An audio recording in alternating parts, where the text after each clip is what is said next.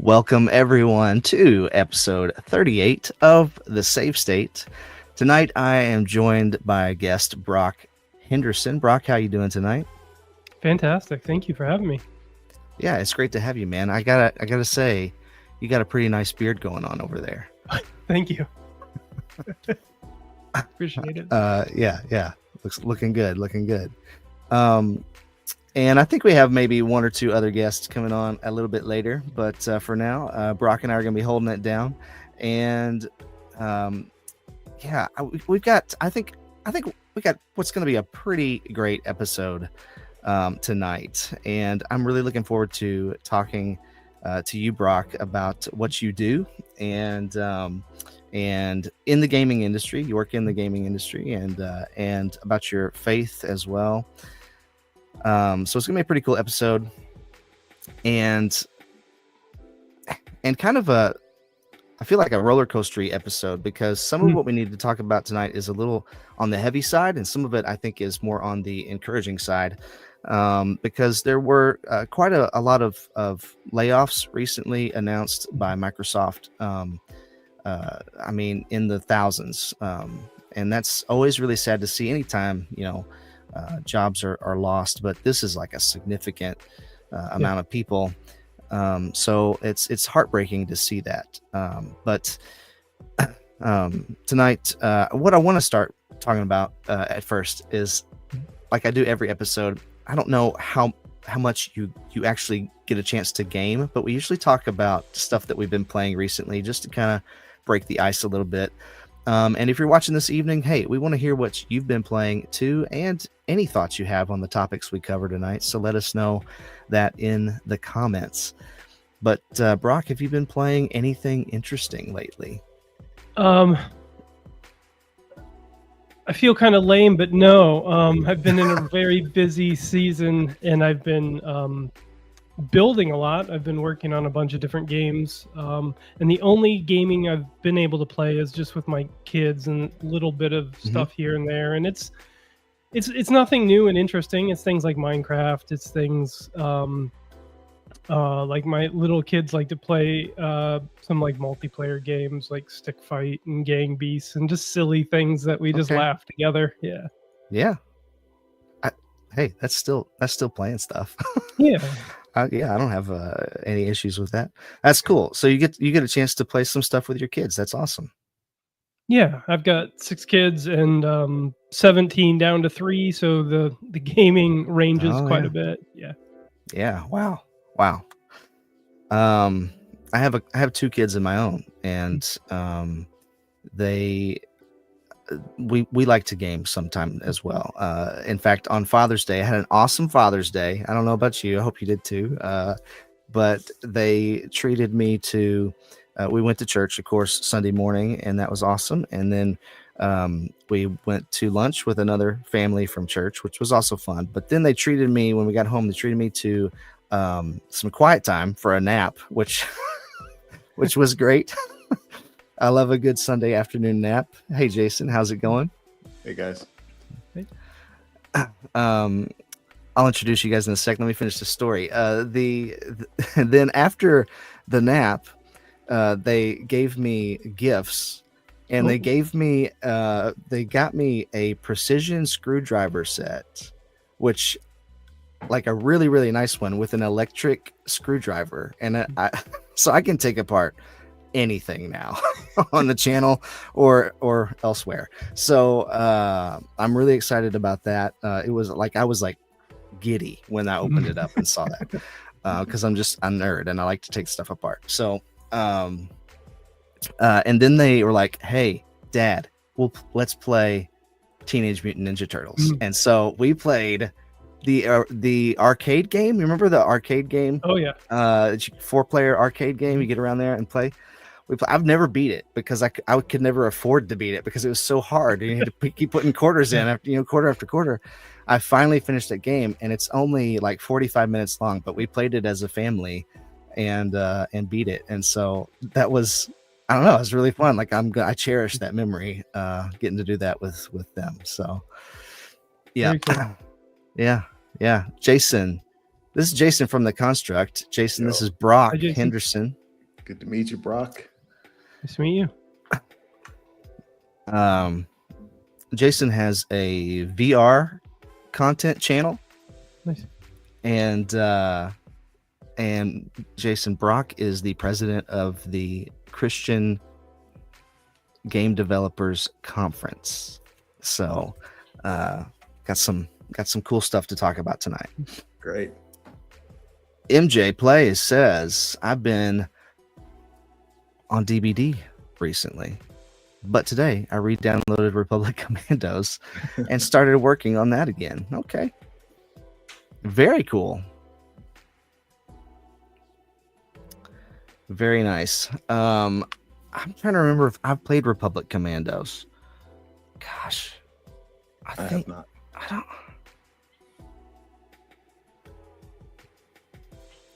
don't know. I can't decide if I have or not. Anyway, Jason, you been playing anything, man? We're just talking about that. Yeah. I've actually I just got a mod for the original Halo Combat Evolved working in VR. So I've been reliving 2001 in VR. It's been exciting. Yeah. It's very nostalgic and kind of reminds us how much we appreciated back then as far as graphics are concerned. So, but it's awesome. It's pretty cool. I mean, back then those graphics looked. I remember the first time I saw it. Yeah, and I was like blown. It was in an EB Games. It was like before GameStop bought out EB Games, and I walked in there. It was around Christmas time because that's when it launched, right? And I think in November of that year, holiday. Yeah, and I was like, "What is that? That's not GoldenEye. What is that? What is going on here? It looks so good." Like there was a shimmer on the gun that you just didn't get on N64, you know, like the lighting was cool. Yeah, and there's a rumor right now that they're going to remake that for the 25th anniversary next year. Yeah, I heard that. Yeah, which I don't know. They remastered it just a few years ago, and I think it still looks pretty good. So I don't know. Yeah. I mean, Halo's a big title. It's for many gamers today. It was their like first, next gen game. So right. It holds a place in everyone's hearts. It was hard at first because of the dual sticks. Yeah. Yeah, because Mario 64 had the single stick in the 3D. T-Rev's been playing Elden Ring, Night Rain. But it can't be. Wait, it's such a fun game, but it can be a pain to play with random teammates. Also, wish it was crossplay. Yeah, I would imagine so. So, guys, I've been playing a bunch of other stuff. I repurchased for like the 7th time. The Arkham games on Nintendo Switch because I wanted to play them on Switch too, which I set to not turn off the screen, and there it is, turned off again. And so I'm like, I bought that like Thursday night, I think. I'm already like halfway through Arkham Asylum. It's just what I've been playing after everybody goes to bed at night. I put in an hour or so. I haven't been doing too much VR, Jason, recently because I've been busy and I'm just too tired. I know I'm a failure. I felt that in my chest. T-Rev loves all the Halos except 5. Yeah. Well, that's understandable. That's fair. Yeah. I've actually been playing some flat games. There's a game it was on Xbox called Limbo. It's a side scroller, and I have that backbone, so you can plug it up to your phone. So I've just been looking for things to play with it, and it's on Apple Arcade right now, and it runs really well.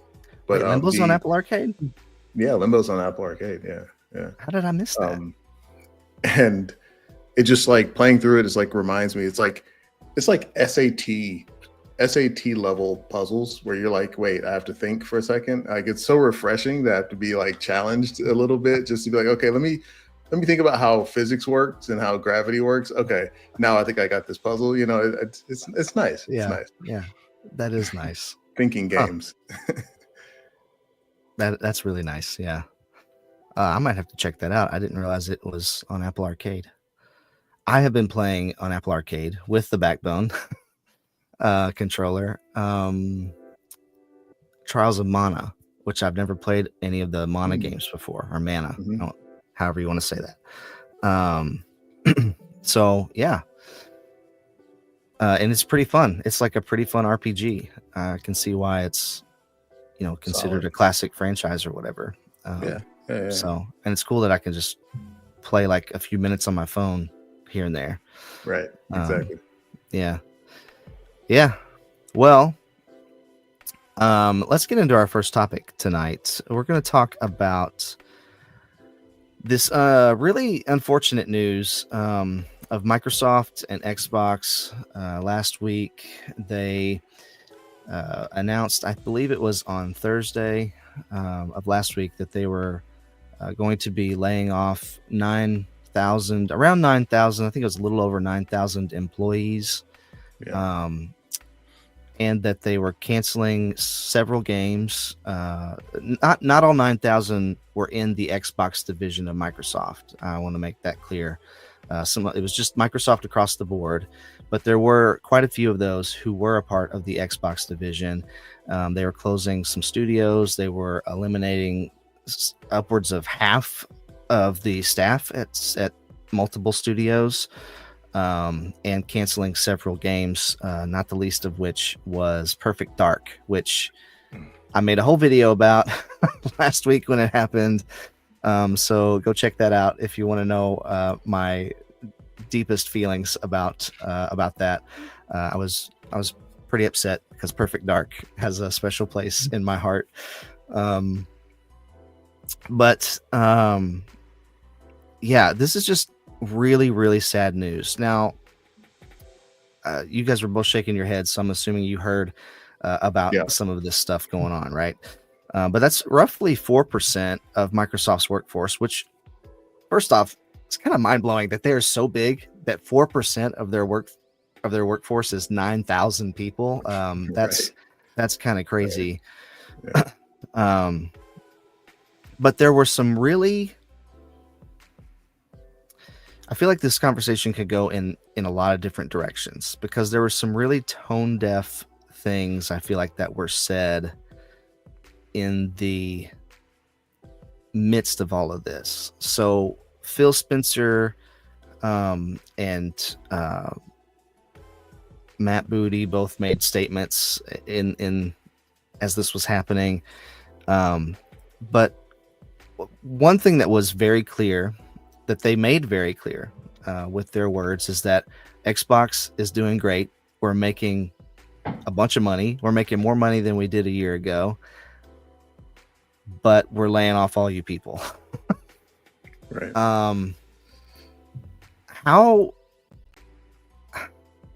What do you guys think about that? Like, I don't even know what question to ask, because to me that's really rude, I think. And just very it's very compassionate, right? Or empathetic. Yeah, it reminds me of this is going to be so nerdy, but hey, but there's at the end of this really cute movie, You've Got Mail, Tom Hanks and Meg Ryan. I love that movie. Yeah, it's a great movie, right? He tries to tell her that it wasn't personal, it was business. And her reply was so perfect. It was, when people say that, it just means it wasn't personal to you. Yeah. It's personal to who it's happening to, right? And I feel like all of the statements that came after that, they were in that headspace of trying to be, it's just business. But it's like, we don't care. We just lost our jobs, right? It doesn't matter that, there was something, I think, in Phil Spencer's message about, the great work that we've done has been because of you. Right. Like, yeah, but you just fired me too. So it cancels it out. But, it's like it doesn't matter as much. So it's hard. I know that there's probably some mathematical reason it happened. But I feel like when corporations, especially gaming corporations, because it takes a lot of passion to be in games, you have to care. I feel like they Right. really should address that emotional part of it. I think we all know that numbers crumble and they climb. We know that part, right? Yeah. So if you're going to make a statement, it should probably be toward the personal side of it, as opposed to, yeah, the numbers are great, we just want to do more stuff. It didn't land really well. Yeah. Yeah, it seems to be a leadership failure all the way down. I saw that Romero Games had a call with their publisher side team the day before, and it was everything looks good, we're full steam ahead. The next day, boom, project's completely shut down. Like, right. I don't know if the Microsoft folks on their side knew what was coming, but if they did, that's like a really horrible thing to do to somebody. I've been on multiple projects over the years that have been shut down for various reasons, and it's just a absolute gut punch. And it's rough. A lot of gaming. The gaming industry is just hard in general. It's cyclical in nature, and people are asked to move in different things, and people are in general kind of underpaid compared to some of the other tech sectors. So a lot of people it becomes like an emergency very quickly if their game gets shut down. For me, I've been an indie developer for the last 15 years, and we're a single income family, and I have 6 kids. And, there's been times where between things, like our family went on food stamps, and, it's just gets really real fast. Yeah. Yeah. Yeah. It's very personal, it's, so like you mentioned, Brock, like it's a leadership problem. I find it unfortunate. It happens outside of gaming too, where the leadership makes some bad moves, and the first place to trim expenses is the workforce, right? That definitely needs to change. I mean, obviously, we can't solve it here in the podcast. I wish we could, but it needs to change, and the responsibility needs to come from somewhere else. It's not the fault of the people who have gotten you to where you are. And the fact that he even said that out loud in his statement, that you got us to where we are, is just like, it's mind blowing that it still happens this way. Yeah. I mean, even if you back up a few years to when COVID was, a lot of this is like a correction from that, where people were stuck at home. So the numbers of all the gaming stats went up, and a lot of people were just, figuring it was just going to continue that way. And that's really foolish if you think, if you think I don't know why they thought that. Like, that does seem really foolish to think that it was going to continue to do, because it was like an exponential. Yeah. I mean, we're eventually going to get out of our houses, right? Like, Yeah. That was weird. That is strange. It is very strange. But you're right, Jason, saying we can't fix it on the podcast, except I think we probably could give some advice. We just don't have the authority to implement it, right? And when you look at some of these companies, like you look at Xbox and some of these CEOs, these top level management, where they're pulling home $100 million salaries. But then you look over, but they're laying off all these people at the same time.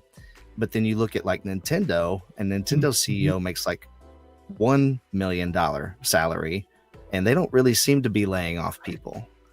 It's like some of this could be like, how much money do you need to live? And I understand you're in charge of a really big company, but sometimes you don't seem to be doing a very good job at it. And maybe you should take a page out of some of these Japanese companies' book and reallocate some of these finances to the people that are making the company successful, which would be those lower tier workers who are developing these games. And in Nintendo is a great example because their leadership did take pay cuts at various times when they were needed to correct things. So, right. Which my understanding of that situation is that is actually part of the law in Japan, that before you lay off people, the upper management has to take a pay cut first. And honestly, that's a pretty good law. I think. It's a motivating law, right? Yeah. It's like I have a personal stake in how well we do. It'll impact me directly, right? Mm-hmm. So it makes sense. Yeah. Go ahead. If I can say something else about Brock, you're in the developing space, so you could tell me, one thing that I've noticed, I've been gaming for a long time, is that we went from a space where you had a few passionate people with a vision, making something cool. They make a video game. And at some point in there, I feel like, big corporations said, hey, a lot of people are buying a lot of video games. We want in, right? So now, fast forward 20 years or whatever. And now we're here where it's like they're picking up those passionate people, trying to make money off of them, and then they set them down again. It's just kind of this rinse and repeat thing. And it's unfortunate because it's such a catch-22, because we have the funding of a large corporation so that developers can make amazing things, but then it doesn't necessarily turn into the revenue that corporation might want. So then they just, chuck it down the chute there. Yeah. So it's weird because it's like, I think we're like overdue for like some sort of renaissance where we reset and everybody starts listening to vinyls again or something. Like, I don't know, right? Like something where we go back to the art form of making great games and not, I don't need you to hire Morgan Freeman to do motion cap in the game for it to be great, right? I don't need that necessarily. But that's kind of where big corporations took the art form. Well, they want to escalate. You got to do something bigger and better than what you did previously, right? Or the ideas that people won't buy it. And I don't think that that's true. I think you just need to be creative. And I think it's easier to escalate than it is to be creative, right? Mm-hmm. You know what I mean? It's easier to say, oh yeah, for the sequel, we're going to bring in Morgan Freeman, rather than coming up with a new creative catch to a game. And so I think that's where some of that comes into play there. Yeah, there's also I think the dynamic of the public versus private companies, and their fiduciary duties and all of that stuff. That oftentimes, because you're a publicly traded company, you're making decisions for that quarter or that, that don't really make a ton of sense in the long run, maybe, oftentimes, but you're pleasing shareholders, or you're trying to hit, analyst numbers and stuff. And that ends up, I guess, the tail wagging the dog in some instances. Yeah, I totally see that. 100%. But I do think that the renaissance, the indie space, I think, is still ripe. There's, it's, you could argue that all of it is oversaturated, maybe, but there's really cool stuff being made all the time, and like new mechanics, and people trying crazy stuff and failing and sometimes succeeding, and then all of the fruit that comes out of that, maybe gets rolled up into a AAA game a few years later or whatever. But I still think there's a renaissance in people pushing the boundaries in the indie space, at least. Yeah, I agree with that. Yeah, and I think people are paying attention to that with their wallets, right? And I think it should continue. I think as a consuming mass, like gamers overall, we're no longer impressed because you spent 3 months making. I use this joke a lot. 3 months making water look wet. It's just not enough for the actual gamer out there. Yeah, and I think that I think you would agree with this, Jason, that's one reason why people who actually give VR a chance keep playing VR, because it does have a more creative indie feel to it. It's something new and fresh, even though it may not be super high dollar, high budget, you know, quadruple A game. It is, you can see the love that was put into it, like not unlike an indie game. Yeah, I think it's from a VR perspective, I think it's the new input style that takes us back 30 years, right? It's like the first time you picked up a controller and you had to remember that B came before A, right? It's that whole feeling where like now I'm interacting with my hands. I have to understand the game in a whole new way. So you're not looking for things to be as polished as they are maybe in the flat game space that we've had for such a long time. It's an amazing, medium, but now we've like optimized it so well that like we're like, sometimes when I play AAA games coming from like a VR game, I feel like I'm more so watching a movie than actually playing a game, right? It's like the sandbox is really small and there's just like this whole bunch of production around it. But it's like I only got to actually experiment with the controls as a player for like 3 minutes, and now I'm watching something again, Yeah.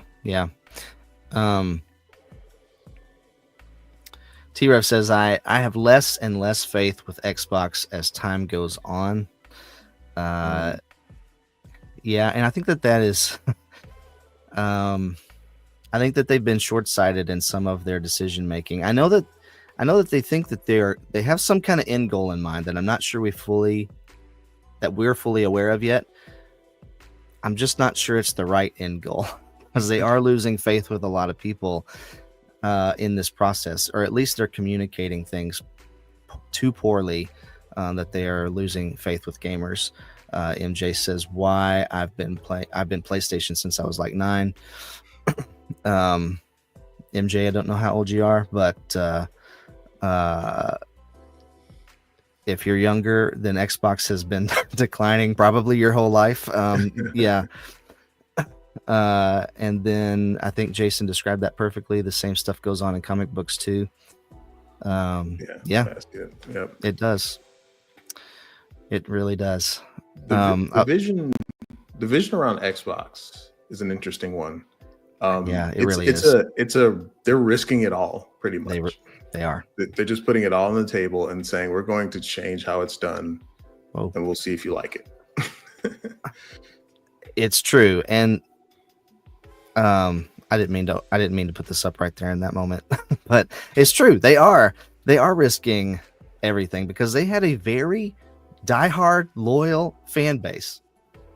And I think, I don't know, some of those people are hanging on, but a lot of them are wavering because of the stuff that's gone on.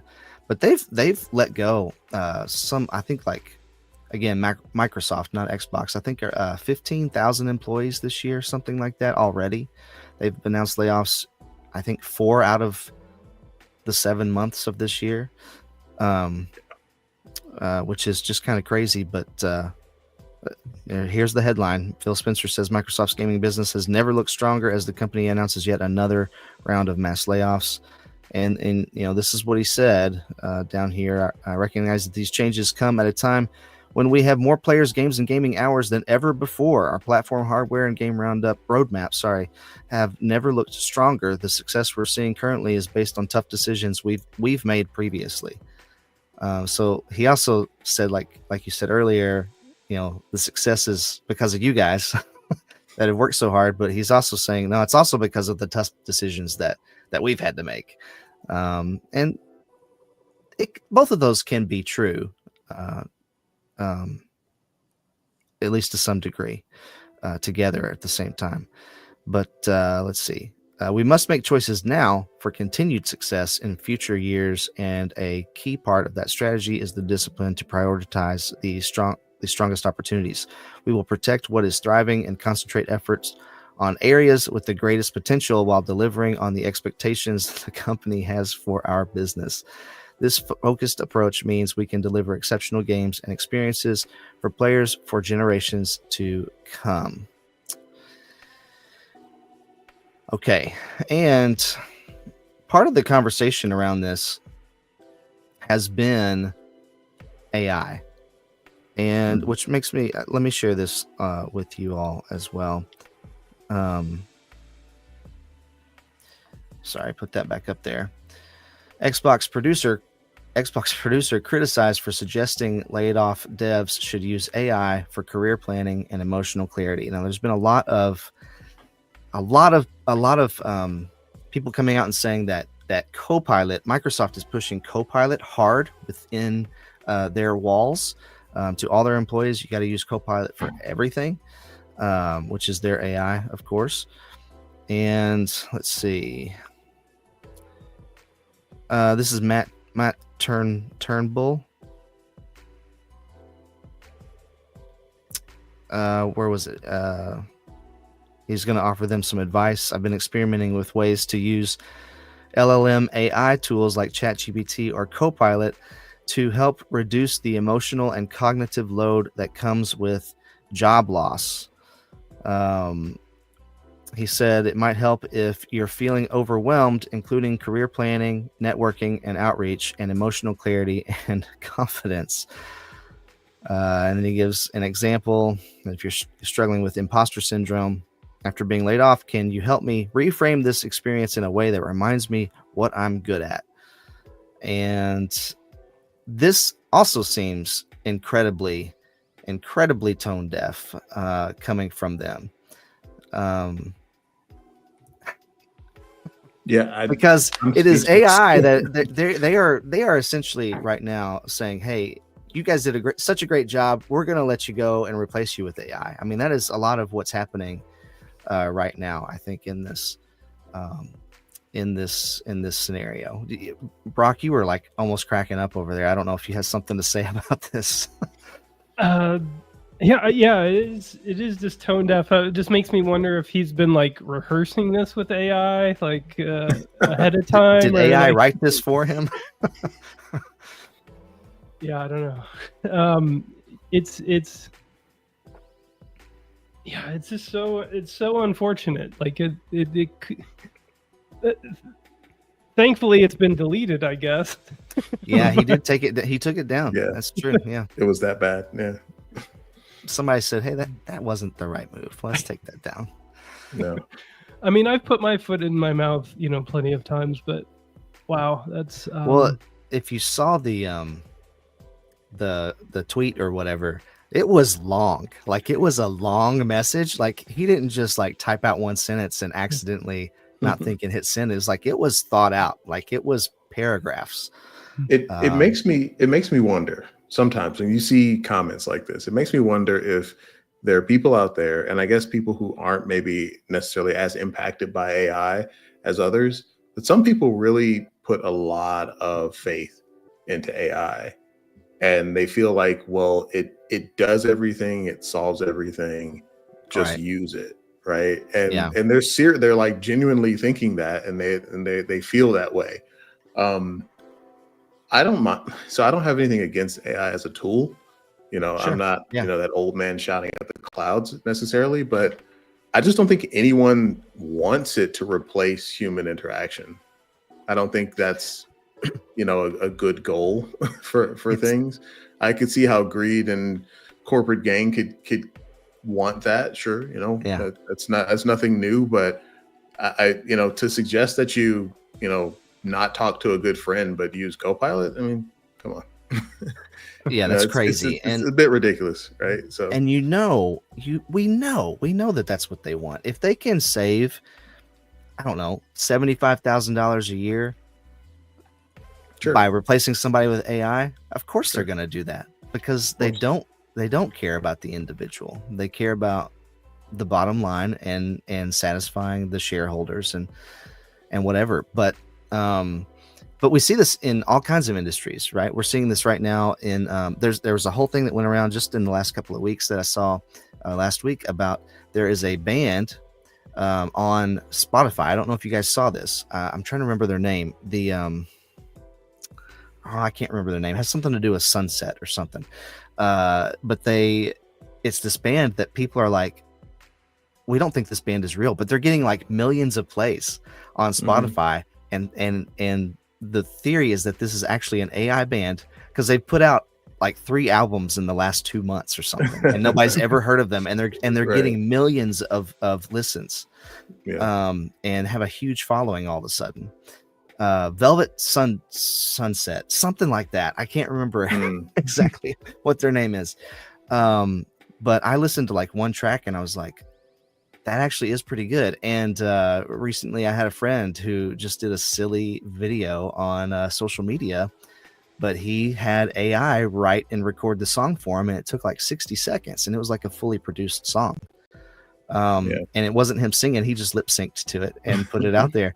But and I think he, you know, made sure to say that it wasn't him or whatever. But it's just crazy because, like, I know people in the music industry, and I know how much work and time goes into recording a song, writing a song, recording a song, and publishing a song. And it takes time and effort and money, and it's hard work. And for AI to come in and be able to do that, you know, in a few seconds and it's done. Yeah. It's crazy. And the quality right now is already like 90% of the way there, you know, or whatever. And it's practically for free, you know. I saw someone mention, though, they were like, I wanted AI to do my chores so I can go make art, but instead AI is making art and I still have to do my chores. Yeah.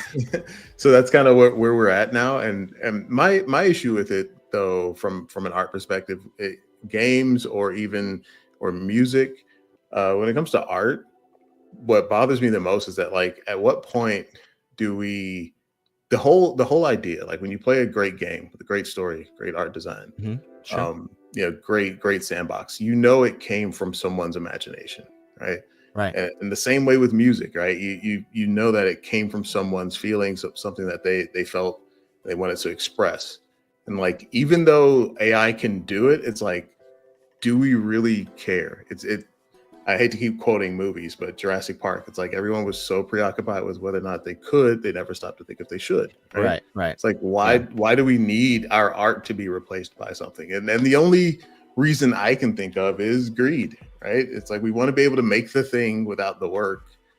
And, you know, that's why we went after art first. To your point, Bo, it is a lot of hard work and it's hard to do. It's hard to make these things, right? But the idea is, hey, I can make that hard to make thing with very little effort and still sell it. I do fear that at some point, if we don't figure out what we're doing with this stuff, no one's going to be making anything, which that's not the problem. The problem is that if no one's making anything, then no one's getting paid. So how can you sell me a streaming subscription to listen to your music if you took all the jobs with AI? Right. I don't have $9 a month to listen to it anymore. Some people think that the band is Spotify, but they've made it. And so they are recycling the funds back into themselves. That's what some people think. Yeah. Wow. At the same time, though, I think that there's going to be a deeper hunger for human-made things. I hope so. That's my hope. Yeah. So there's going to be the dichotomy, right? There is going to be the silly AI thing that blows up and makes millions of dollars, but then I really think that more and more people are going to crave the real, the authentic, that human soul creation that, you know, that human made. So it's really hard, I think, to see where this is all going, because there are definitely like some jobs like plumbing. Like AI can't fix your plumbing in your house, right? The AI can't fix your toilet right now.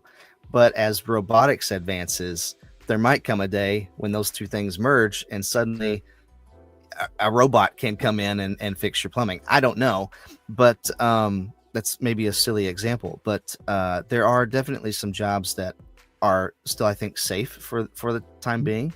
And then there's others that are going to be harder to protect. And we've even seen in the last couple of years that Microsoft has been training AI to create games by looking at gameplay of other games and real people playing other games and showing off low res versions of that at different showcases and investor briefings and things like that. So we know that that's coming. Where I struggle with this too, though, is where I think that this is really short-sighted, is that and you guys were kind of already going there, but what happens when suddenly all these corporations have laid off pretty much everybody at some point to save a buck and increase, the higher ups increasing their salary but laying everybody else off and using AI for everything. Well, at some point you deteriorate the entire middle class, which is the majority of your consumers who are buying your product. And if they can no longer afford your product, then what happens to your company and the economy as a whole? And I think there's a lot of danger there in the long run, that people, greedy people, and I'm just going to say it, sinful people are going to take advantage of AI to do sinful things. And it's just going to be a while to see how that plays out, I think. But I think we're seeing the beginnings of that this year and last year with some of this. Now, that's not all of it. That's not the whole story, but I think that is some of it. Another aspect that I think about a lot is just the explosion of complexity and of the instability that creeps in with that. In general, just across the board, software has been getting worse. Just kind of a general statement. As complexity increases, stability and quality ends up going down. So with the AI stuff, like right now, it's good for small focused things, but if you try to have it build out, large interconnected systems and stuff, the code quality is like really, really bad, and it can't like it's duplicating code. It's doing a whole bunch of stuff on the technical side that as a programmer you wouldn't really want to do. Sure. Even in terms of like optimization and stuff. So there's that, so it can create code very quickly, but the quality might not be good. And then when you tell it to, fix something or change something, then it breaks in various ways. And then there's also just the overall quality of all, once like the LLM, all the knowledge on the web and everything is, it's been sucked in and everything. There's a fear from some scientists and stuff that we've reached like peak quality, right? From now on here, everything else is going to be a derivative of what exists, like quality. Right. In that way keeps deteriorating as well. So it's definitely, that's the big thing, is that we don't have a plan for where it goes, right? It's like it just kind of ends up kind of folding in on itself. You won't have anything to sell to people if you take all their jobs, and then all the people who are doing things can't do things. So now you won't have anything to train your LLMs. So It's just going to start to like flatten out, and it's very strange. But they are working on, Bo, at AWE this year, I saw someone who's working on getting robotics into virtual worlds, or being able to at least see like mixed reality, so that they could do things in mixed reality. So the robotic space is going there. It's exploding as well. Yeah. And at some point we're going to see, I think, AI and robotics merge in a very significant way. But I just hope we don't have to learn the hard way. Like, have we not seen enough movies to know that this is a bad idea? Have we not seen enough iRobots or The Matrix or anything? It's like it's no one's going to be happy until you're trying to leave and your Android tells you can't go or whatever. Right. Right. I mean, your point to what you mentioned earlier, Jason, is like I think it was Marshall McLuhan talked about like how the morality always lags the technology. So it's the technology, the ability to do something is always way ahead of us being able to, I don't know, think critically about it from a ethical standpoint. So, unfortunately, I don't think we will be able to avoid it. No, I heard someone who was a expert in AI. He was saying that we can't stop because the bad people won't stop. Yeah. So you have to just keep going. Yeah.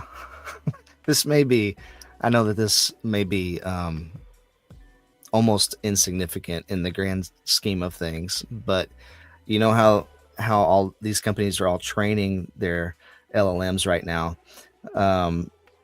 I use AI daily, and I talk to it about the Bible because I want it to know as much about and think as much about the Bible as possible, so that's at least somewhere in the system, right? Somewhere in that training.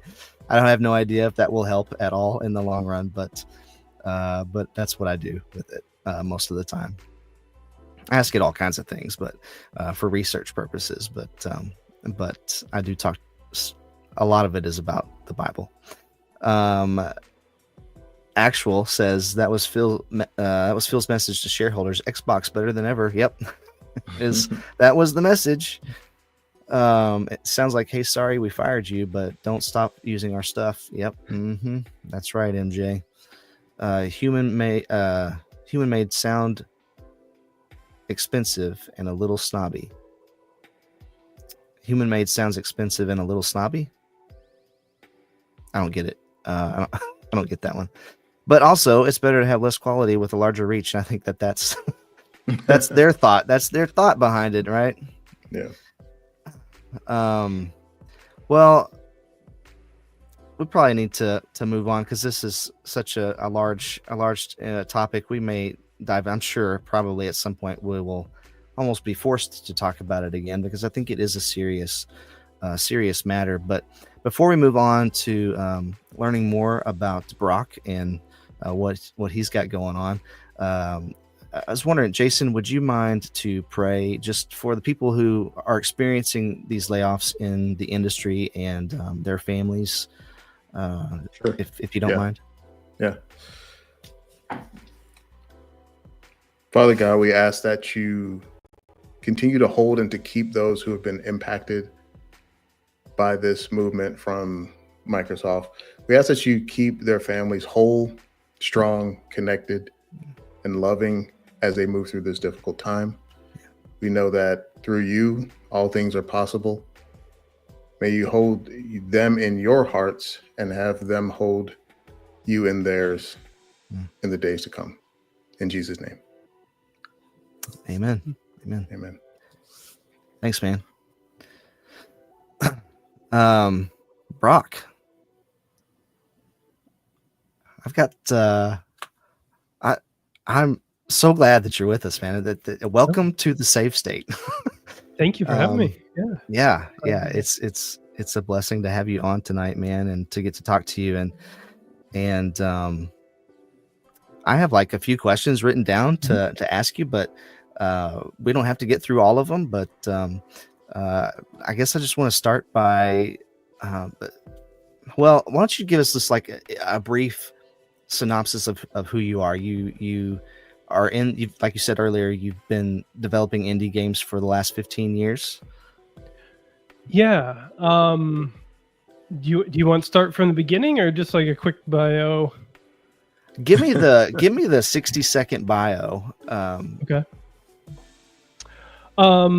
Let's see. I work at the intersection of faith and gaming, and fell in love with games as a kid, a child of the 80s.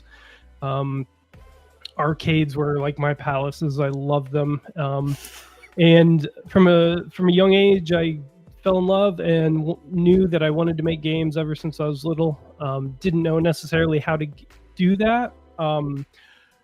Because I grew up in a small town in Iowa, and it was the 80s, so there wasn't like a whole lot of like gaming or people in tech or anything like that. So I had a proclivity for art, so I took every art class that I could do.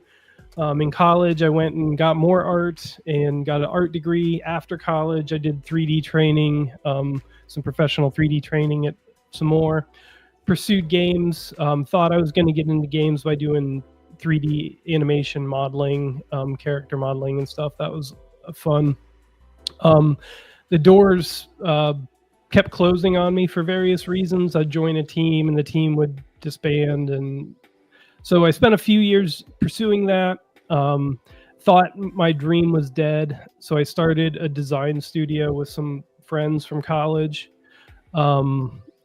Learned how to program, did a bunch of web stuff, eventually did web games, and then the iPhone came out, did a bunch of mobile stuff, and then eventually went full-time into game dev, and I've worked on mobile and some VR and Steam games. I've worked on everything from silly games to serious games. Worked on 2 games about cancer. Worked on a game for That is serious. kids. Yeah, worked on a game for kids with disabilities that had to play with like 1-button controller or eye tracking. Some experimental narrative stuff with my friends at Numinous. And so I'm currently the head of game development at a ministry called Salvation Poem. I'm also the board president for an organization called the Christian Game Developers Conference. And I blog about faith and gaming and how those intersect at my blog called Faith Forums. So, very nice. So, I'm gonna brag on you a little bit and just say, hey, you've shipped over 25 titles and had over 3 million downloads. That's pretty awesome. Nice. Yeah, it's been fun. I've been blessed. Yeah, I think that's great. And some of that stuff you were just mentioning, the serious games there, that's I didn't even know that. I didn't even know that you did that. So I think that that's really cool to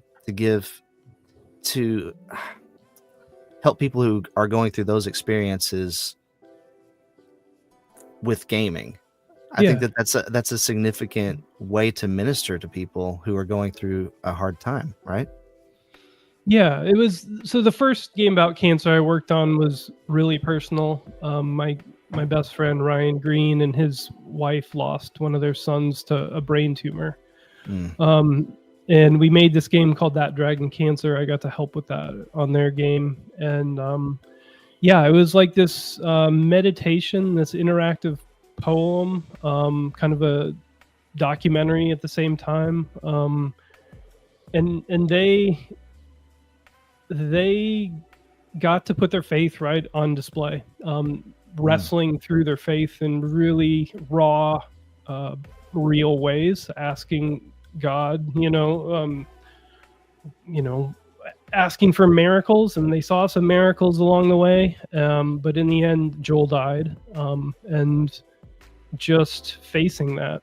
And so that was super cool. To see what God did with that really hard thing. The game made a lot of waves within like this game industry. And then Ryan and Amy got to travel around the world and basically were given a platform to share their testimony. And they gave TED Talks, and people came from all over to support them. Had a really successful Kickstarter, and people of all faiths and even atheists gave to it, just because they were real and honest and human about everything. So that's amazing. Yeah, that's incredible. Wow. Well, you kind of already started to go there, but the first question I had written down for you, Brock, was how has faith always played a role in your career, or is that something that has evolved and grown over time in what Yeah, you do? not necessarily in the stuff that I've made or worked on. No, I mean, quite frankly, I was pretty selfish and self-centered most of my early career. You know, I had ideas that I wanted to make, and I was a Christian. Kind of, you know, grew up in a Christian home. In high school, kind of went away from it for a while, but college, I came back and made faith my own. But still, really, you know, really selfish. I thought that for a long time that being able to work on awesome stuff and be in control and having success was gonna fill me up, and God let me have all those things, and it didn't fill me up. And then there was like this stripping away process and stuff where hard time, like in a desert season and different things, and it kind of felt like then God was like, okay, now I can use you. You know, I had to strip away some of the pride and stuff. Not to say that I wasn't used before in some ways, but like, Sure. you know, it was mostly about me, quite honestly. So I read this quote like 30 years ago. Not 30, probably 20 years ago, at least 25. That stuck with me. And I think it was Martin Luther, not Martin Luther Jr., but Martin Luther, who said, God creates from nothing. And so until I become nothing, God can make nothing from me, or something like that. And I found that to be true in my life. It's really not until I empty myself, you know, and say, hey, okay, I'm completely yours, that he really starts to move in my life. Right. Yeah. And the turning point for me was I was on a missions trip with an organization called Game Church, and we went to C2E2, which is like Chicago's Comic-Con. And they're like manning the booth and stuff. God kind of opened my eyes that like this like gaming and geek culture and stuff was a missions field, and that I was uniquely equipped to minister here. So that was kind of the turning point. And I was probably in my 30s, I think, when that happened, early 30s. So that's a little, I can relate to that, because it's a little bit similar to how this here all got started. And in fact, the first episode of this podcast was with a couple other guys who couldn't be here tonight, but we asked this question: should Christians be gamers? And that was the whole discussion really that night. And but there was this sense that there is a digital nation of people out there who need to know that Jesus loves them, and that he wants them to have life, and life to the full, a true life. And so and our conclusion was that Christians do need to be in this space, because Jesus goes where the people need him. So yeah, that's cool. That's cool, man. I'm glad that you had that revelation and were able to submit to that and follow through with it. Yeah, love that. So tell me a little bit about. Well, actually, let me ask you this: what's the most challenging thing? What have you found to be the most challenging thing, or heard from other people to be the most challenging thing about being a Christian in the gaming industry? So I've always been indie, and it's never been necessarily a big thing for me. I try to make my faith just part of who I am, and just I want to have it just be just part of my fabric, and just have it naturally come out and stuff. And so like when I've gone to conferences and stuff, like I'm always kind of sharing my faith and stuff, and I've had some fantastic conversations about faith at like the Game Developers Conference and stuff with other indies. But anecdotally from other people, I've, there's a couple thousand people within the Christian game developers community, and I've heard a lot of stories over the years. And for people working in some of the big AAA studios and stuff, it's very real that, they don't feel like they can talk about their faith, or they may lose their job.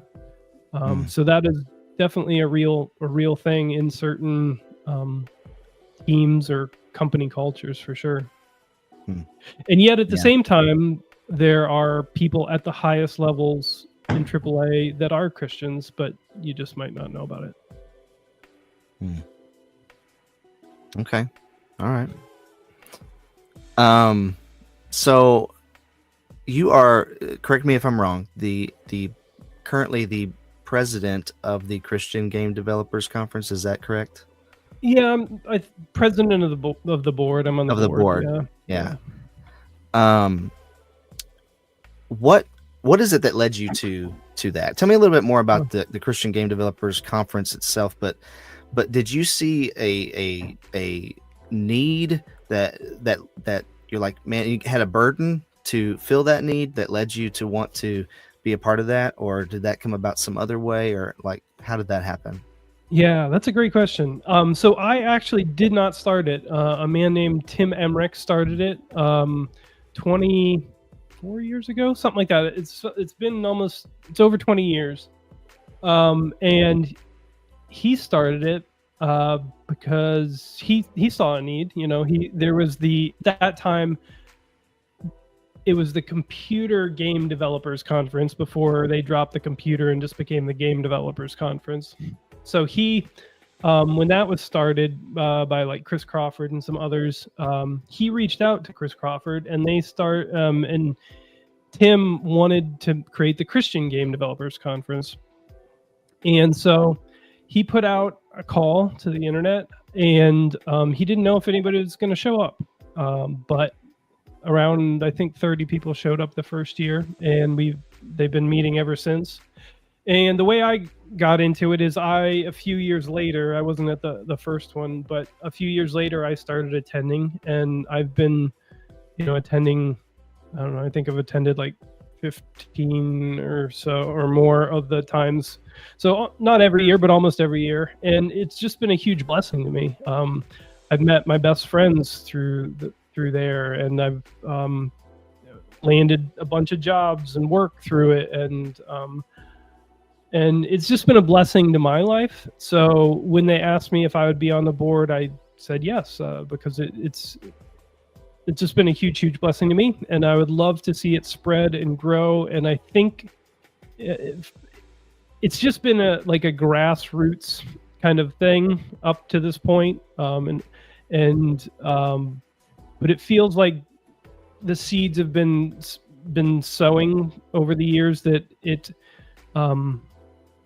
I think it could just be so much bigger and reach more people and help more people. And so I'm very passionate about it because, quite frankly, a lot of people in our community aren't flourishing. They're stuck in various ways and stuff. And we talked about it earlier. I mean, just the whole state of the game industry is pretty broken.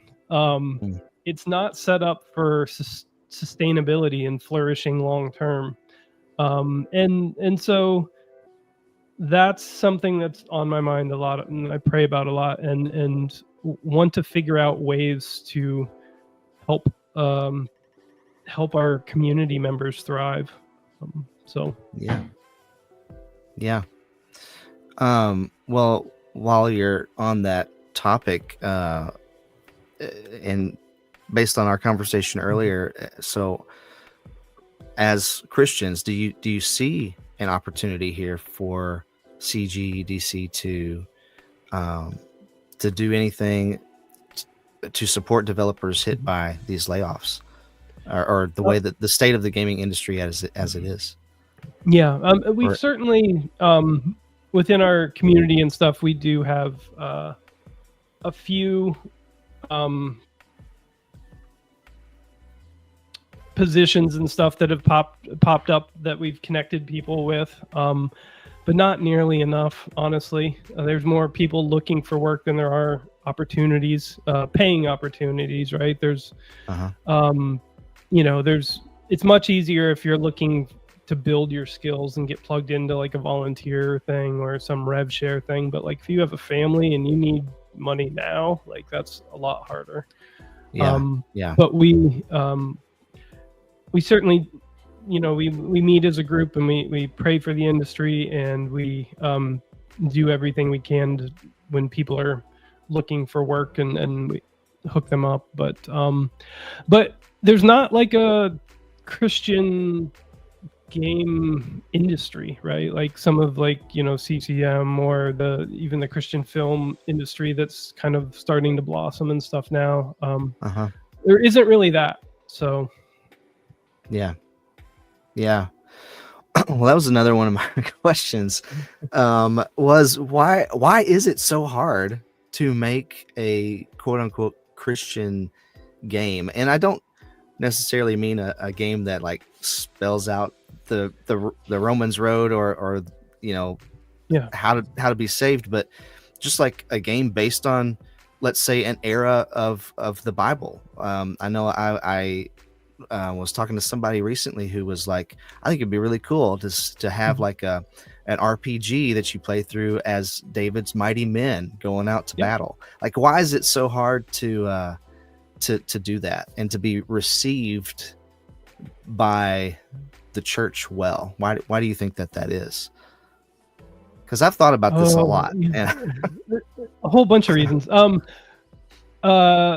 your point, there are a few games like that. David's not like Mighty Men and stuff. I'll send you some links and stuff. So there are a few examples of that, but they've never like done super well or like blown up, right? Yeah. So one thing is that the industry, the market, I guess, the audience is unproven. There have been over the years a handful of like big efforts where millions of dollars behind projects, but they've all collapsed for various reasons.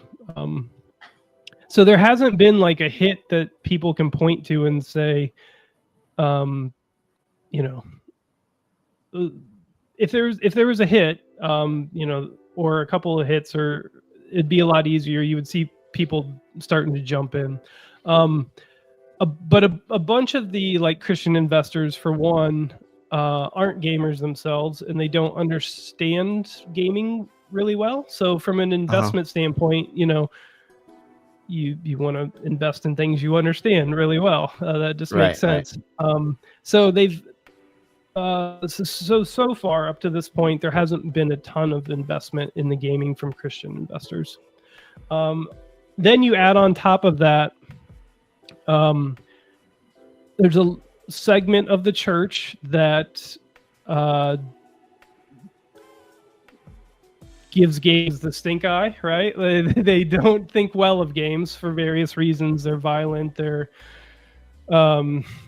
a waste of time. They're satanic. They're all the variety of reasons. And there are there are games that you can point to and say that's bad. That's not but you can do that in any art form, and it doesn't mean that we shouldn't engage it and show what it can be. And but it's there's just a variety of factors that make it kind of complicated. And then you take on top of that you have to have specialized skills, and it takes a long time to make games usually, and takes a bunch of money and manpower. It's there's just a lot of factors. So I have a funny note on this subject. When I was younger, much younger, I had a buddy who lived across the street from me, and he had a few Christian video games. They were on the NES. I played some of those. And the funny thing about all that you were just explaining, Brock, is that I guess when you talk about like your target audience, most people who would pick up a solely Christian-based game are actually already very versed in whatever Christian theme it might be connected to. So that was the one thing that me and him, when we were playing these games, you know, I'm saying this not in blasphemy or anything, but they were boring because like we read this stuff every Sunday. Like it's, you know, it just wasn't, it's like, okay, yeah, okay, we do the things. I play as Moses, I go get 2 of everybody. Okay, sure. You know, it just wasn't as interesting. So the imagination wasn't there, you know. Well, I have 2 follow-up questions about this, and to piggyback off Jason there. Do you think that part of the problem is that it gets tricky when you start to take some artistic liberty from what Scripture says verbatim? You know, because some of these stories are really, really short, and we don't get a whole lot of details about them, right? So if you want to expand on that idea to make a full-blown game, you kind of have to do that. Do you think that's one of the hindrances? Sure. Yeah. I mean, you even see that with something that's done it well, like The Chosen, right? They get all kinds of like blowback in various circles. Yeah. But that's the tricky thing, is because you have this linear story that you need to stick to, especially with Scripture, right? Like you don't want to deviate. So how do you make that, like, when you inject free will and player choice and all of these things, it becomes very tricky without like, you know, making it weird at some point, right? Like if you're, you know, you've seen a lot of David and like Goliath games, like, okay, he missed. What does that mean? Or like Goliath, you know, wins in the battle. Like there's just all these tricky things. So the best approaches that I've seen are like expanding in a universe, you know, that's extra and being almost like a spectator, a side character in the story or something, right? That's maybe invented. But that's, you know, tricky by itself as well. It's a tricky problem. Like Bible games in particular, I personally don't feel called to. You know, like I have friends that are very passionate about that, but it's for me, that's kind of not how God's wired me, and I don't have any like great ideas on how to do that well or anything. So it's a hard problem. Esco Studio says, "What did I miss?" Well, you're gonna have to go back and replay this from the start, man. And then MJ says, "What about a game based off the book of Judges, but instead of using exact details, you modernize it and make it just a similar story?" Maybe you could do something like that.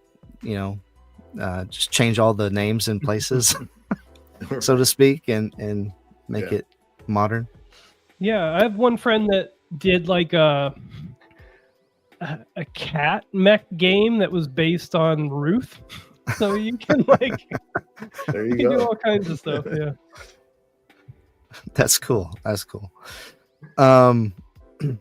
Well, let's see. What did I not ask you? Well, how about this?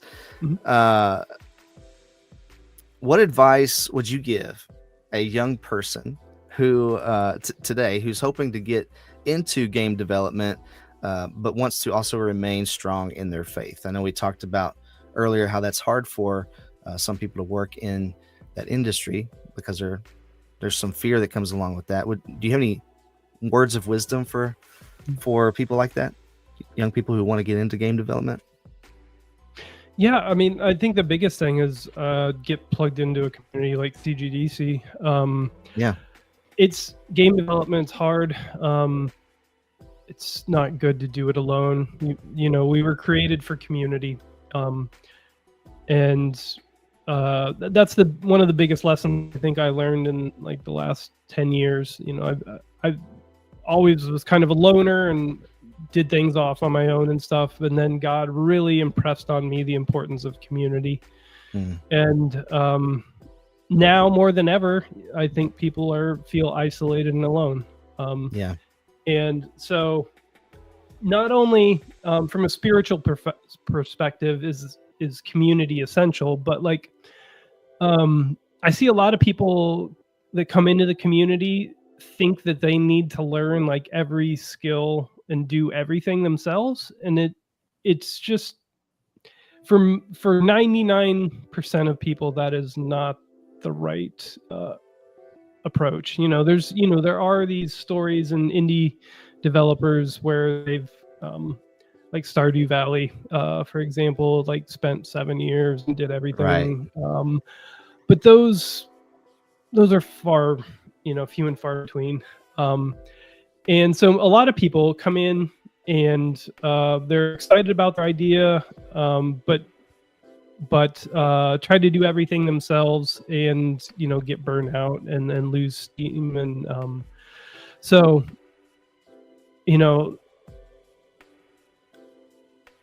game development it takes so many different skills. Like, it's better just to team up. In a place like the CGDCs, that's what we're trying to do. We're trying to connect people, encourage them, edify them, and hopefully we'll have just someday in the future here an explosion of good, beautiful, and true content that developers are making. Cool. Do you think, going back to the investor thing and along with what you just said there, do you think that because we've seen some, I would say, success stories with Christian media, particularly in the film industry in recent years. King of Kings comes to mind as one of the most recent ones, which was a really great movie. I thought it was very well done. Had a lot of big names attached to it, and not that made it good, but it did just show, that there was a care put into it, and they wanted to make it quality, and so with that being the case, do you think that could lead to more investment in the gaming space as people see success in the film space? Because they're not the same, but there is some correlation there, or they're at least in the same kind of sphere, loosely speaking. Yeah, and there's more and more blending, especially with like Unreal and Hollywood and stuff, and a lot of the digital sets that are being created for shows like The Mandalorian and stuff. So there's more and more blending of what game engines and film and stuff can do together. You're starting to see a good example, I think, is Green Ember, which is SD Smith is an author that wrote the Green Ember series and Christian fantasy series. They have a game coming out, so it's kind of crossing over. The Wing Feather Saga had the series come out based on the books. So we're starting to see more faith-based IPs that are starting to do transmedia plays. Yeah. I also think that so like I said, if we saw a hit, there would be Christian publishers and stuff right away in the space. I don't know if that's gonna be the best long term though. Sure. When to tie back to the beginning of our conversation, the way that our industry is structured is fundamentally unstable. Broken, I think is the word you used. Yeah. Yeah. And I feel like we almost need investors, faith-based investors that are willing to take a long-term view on it. So much of the problems that play out is because they're looking for the unicorns, or they need 10x every time, or Right. so if we could find investors that believed in, that were willing to take smaller returns but stack them, I think we could create studios that were healthier and like more stable, and it would be just like a longer play. Not saying that's the only way, but when I look at around at these, some of the other Christian industries and stuff, some of them appear a little sick as well. And Yeah. if the Christian game industry ever actually takes like root and builds up, I'd really love it to be a healthy place. Yeah, it would. Yeah. Well, yeah, we could have a whole nother conversation about that, and just the spiritual warfare realities there that go along with things like that. Esco Studios says, I think how a game studio can pull off a Christian themed game wouldn't be a direct replica of Bible stories, but ones inspired from them. Think of Narnia. Even non-believers love it. Yeah, that's definitely a way you could go about that. And really, it's not. And then MJ just replied exactly that in Lord of the Rings. It's really not kind of not unlike what we're doing here tonight. Just this is not a Christian podcast. It's a gaming podcast. We just happen to be people of faith who want. Personally, I look at everything through that lens. The Bible shapes my worldview, and so as I'm talking about cancellations of Perfect Dark or layoffs at Microsoft, I'm thinking about that. Hopefully, in at least to some degree, seeing that as Jesus would see it, and that kind of informs how I think about it and how I talk about it, right? And so I think that's what we're doing here tonight. Yeah. One thing we haven't talked about, which is something I'd just like to briefly talk about, is ministries in gaming. We're starting to see some new things with ministries entering gaming. The ministry that I work for, Salvation Poem, tell us about that. We are a Christian media company that is creating high quality art and entertainment that we're going to give away for free. We're going to partner with other ministries and to share the gospel through that. So we have an animated film coming out called Light of the World comes out September 5th. And then so that's the film side. The gaming side that I'm head of is working on a fantasy hand-drawn adventure game called Clayfire, and that kind of takes like the Narnia approach. You're in a fantasy universe, and it's inspired by the Gospel of John, and all the characters in the game are clay pots, and it's kind of like a Hollow Knight, it's a narrative adventure platformer. Is it like a Metroidvania type game, or? Originally it was kind of set out that way, but some stuff has been like scaled back, so less of those elements. So more like a Mario platformer, or? Yeah, with a little bit of light puzzle and stuff. Okay. So that sounds cool, man. Yeah, I love platformers. It's gonna be yeah. It's gonna be well done. It's gonna be beautiful. There's a very good budget for it. I'm very hopeful that it shows a way that that you can make a faith-based video game that's beautiful and good and true and just done with excellence. So yeah, and the budget's under control, so no Morgan Freeman doing motion cap for for this game. Well, that's very cool, man. What's that game called again? Or does it have a name yet? It's called Clayfire, and it'll come out in 2027. So okay, wow, okay. Well, I'll have to keep an eye out for that one, man. Sounds like a lot of fun. Is there anything else you want us to know about, like maybe how people could get involved with the Christian Game Developers Conference, or anything that you can think of that you want to talk about?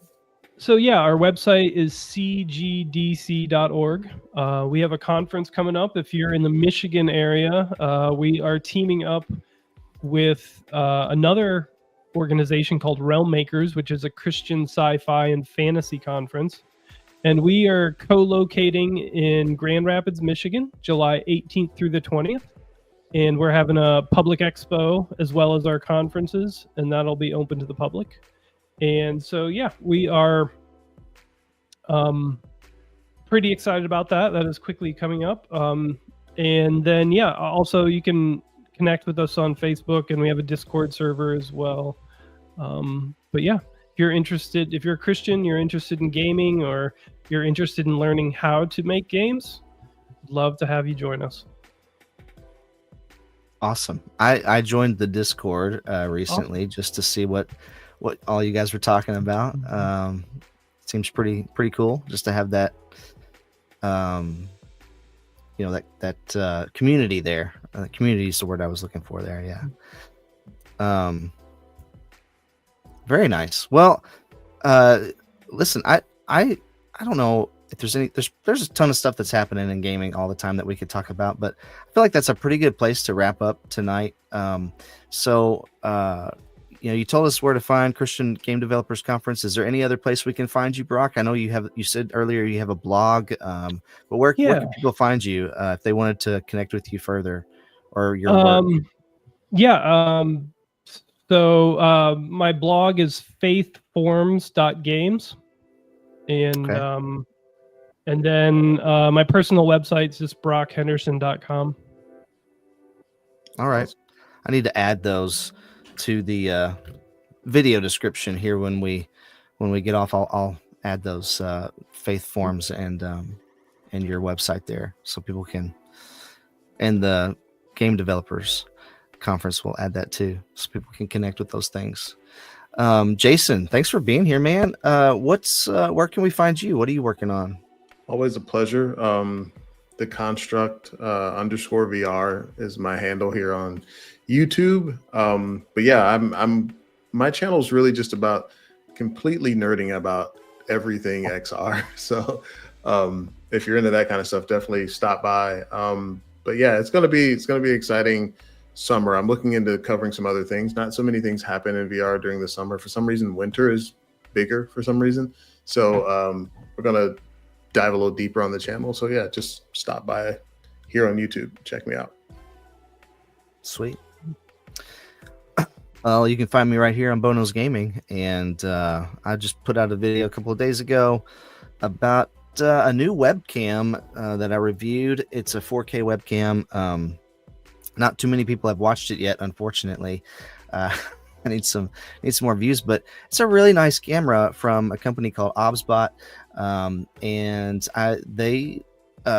it's cool because a lot of it tracks you, so it'll follow you around the room. But a lot of those are based on face tracking, and this is not. It's based on body tracking, and so you can use it for VR content, Jason. It'll even with the headset on, it can still follow you around the room and zoom in on you when you walk away. And if your back's turned, like, it doesn't matter. So it's a pretty cool little camera. And I've got some more Switch 2 content coming out. I've got a retro handheld back here somewhere that I need to review. Lots of stuff coming down the pipeline for sure. I have a backlog of videos that I need to finish and get out. So and we'll have another episode of The Save State coming up in 2 weeks. We try to do 2 a month. So that date, I believe, is what is the date?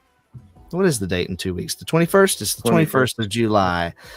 That'll be the next episode 39, approaching episode 40. Brock, again, thank you so much for being here, man. Really appreciate your time and what you're doing in the industry. Yeah, guys, and people in the chat, thank you for chatting with us tonight. Loved seeing your comments. And we will definitely be seeing you soon. So stay kind and encouraging out there, and we'll catch you on the flippity flip. See ya.